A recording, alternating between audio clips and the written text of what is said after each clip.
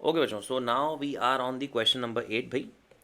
और इसमें अब हमसे पूछा जा रहा है कि यार what is basically a supernova.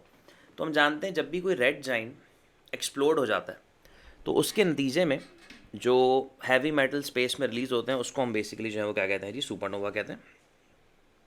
तो आप इसका आंसर जो है यहाँ पे इस तरीके से लिख सकते हैं कि the explosion of A red super giant heavy elements released into space। तो ये इसका आंसर आप लिख सकते हैं। कह रहे हैं how a protostar forms inside a nebula. अब जो गैस क्लाउड होता है, जब आपके पास बहुत सारे गैस पार्टिकल्स आपस में कलेक्ट हो जाते हैं, उनके बीच में ग्रेविटेशनल फोर्स प्रोड्यूस हो जाती है, तो उससे होता क्या है, इनके सेंटर का टेम्परेचर बढ़ता है, प्रेशर बढ़ता है, जिसकी वजह से आपके पास एक नेबुला फॉर्म होता है। So due to the collection of gas as a gas cloud, the temperature of gas increases, causing nuclear fusion। ठीक है। Our sun is a circular orbit around a black hole at the center of our galaxy. Name the galaxy that contains our sun। Simple answer है इसका, that will be Milky Way। Simple। Light year क्या होता है, जब आपकी light अगर distance cover करे,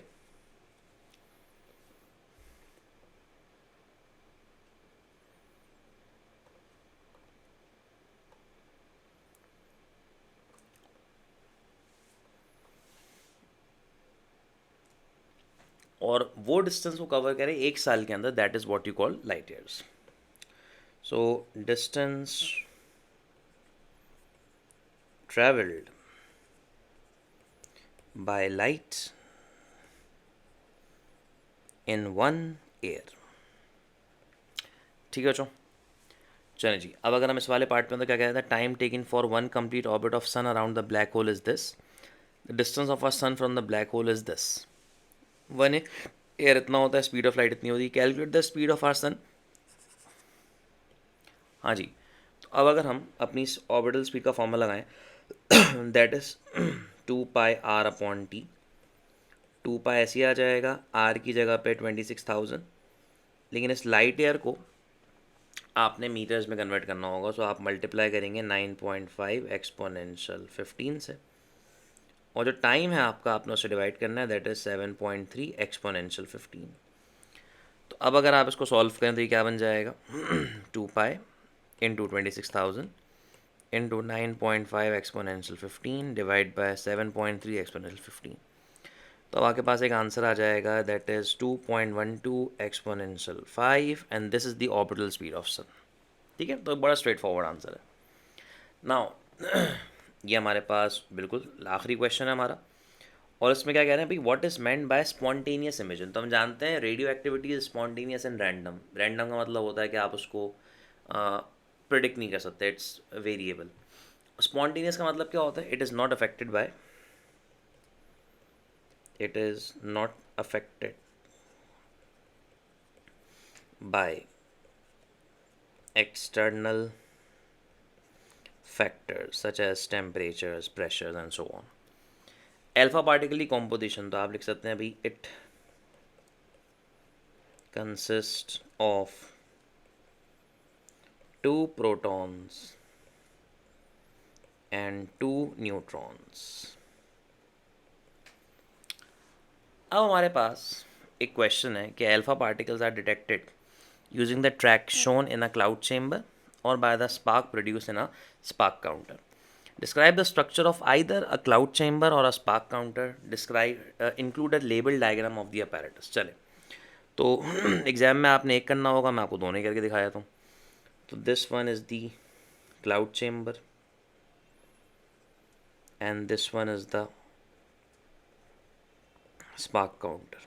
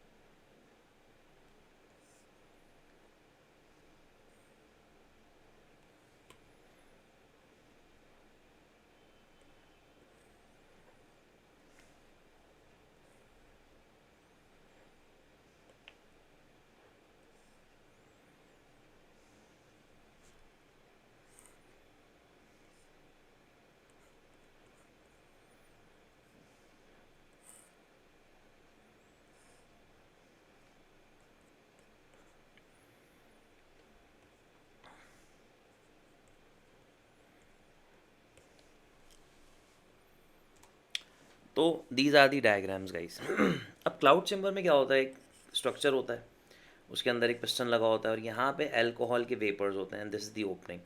अब जब रेडिएशन यहाँ पे आती है तो उन वेपर्स को जो है वो क्रॉस करती है, आयोनाइज करती है, और जब वो वेपर्स हटते हैं तो हमारे पास उसका पाथ आ जाता है, और इस कैमरे से हम उसको ट्रेस कर सकते हैं कि हाँ यहाँ से कोई ना कोई रेडिएशन जो है वो गुजरी है। सिमिलरली यहाँ पे क्या होता है, बेसिकली यहाँ पे आपके पास एक बैटरी होती है, एक सिलेंडर होता है, उस बैटरी के साथ कोई लैम्प या कोई बजर लगा दिया जाता है। अब यहाँ पे ओपनिंग होती है, इन दो वायर्स के बीच में गैप होता है, बीच में लो प्रेशर गैस भरी हुई होती है। अगर कोई रेडिएशन अंदर एंटर होता है और वो इस गैस के साथ आयोनाइजेशन क्रिएट करता है तो इलेक्ट्रॉन्स रिलीज़ होते हैं जो इस सर्किट को कंप्लीट करते हैं, स्पार्क जनरेट होता है, और जितनी बार स्पार्क जनरेट होगा इसका मतलब उतनी बार किसी पार्टिकल ने आयोनाइजेशन की है और उतनी बार ये सर्किट ऑन हो जाएगा और हमें इसका पता लगना स्टार्ट हो जाता है। तो अब अगर हम कह रहे हैं डिस्क्राइब द स्ट्रक्चर, स्ट्रक्चर आपने एक्सप्लेन करना है, तो आप स्ट्रक्चर को इस तरीके से एक्सप्लेन कर सकते हैं।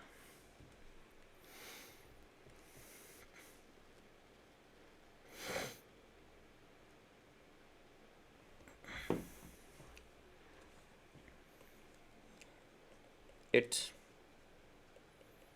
consists of a transparent glass chamber filled with transparent glass chamber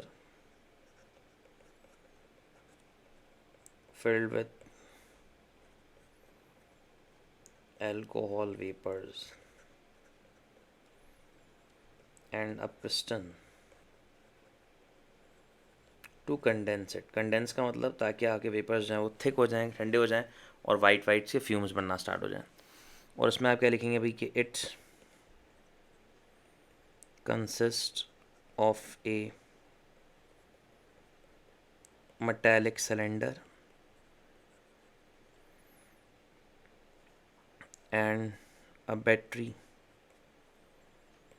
is connected with outer body and inner electrode with a lamp or buzzer. Describe how the emission of alpha particles is shown as random in the apparatus you describe. अब randomness हम जो है किस तरह से जो है वो इंडिकेट कर सकते हैं, तो आप सिंपली यहाँ पे कह सकते हैं भाई जो टाइम ऑफ ट्रैक्स है इसके अंदर वो वेरी करेगा, कभी ट्रैक जल्दी जल्दी बनेंगे, कभी देर से बनेंगे, और यहाँ पे जो टाइम ऑफ स्पार्किंग है या द नंबर ऑफ बजर है या जो स्पार्क जनरेट हो रहा है वो जो है यहाँ पे वेरी करेगा। तो आप इसके बारे में लिख सकते हैं the time for tracks to form varies, और यहाँ पे आप लिखेंगे the time for spark to occur varies. बस ये मैं दोनों को एक्सप्लेन कर रहा हूँ आपके लिए। नाउ बच्चों, in this part radioactive source produces 120 tracks in 1 minute, यानी कि 1 मिनट में 120 पार्टिकल्स गुजर रहे होंगे अल्फा के। 6 hours later the same source produces 15 track in 1 minute. Without the source present, no tracks are produced. Calculate the half life. So now we have to calculate the half life, guys. ठीक है?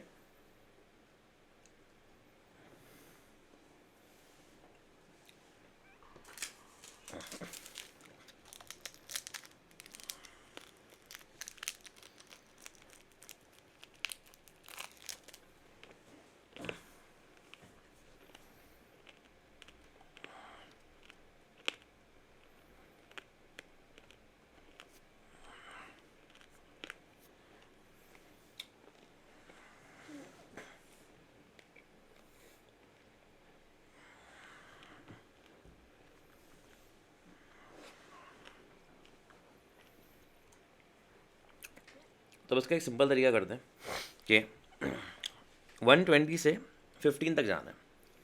तो let's say 120 divide by 2, then divide by 2, then divide by 2, यानी कि 15 tracks तक आते आते हमने 1 2 3 बार half किया। तो हम यहाँ पे लिखेंगे 3 हाफ लाइव्स हैव पास्ड। आप एक सिंपल सा फॉर्मूला बनाएं,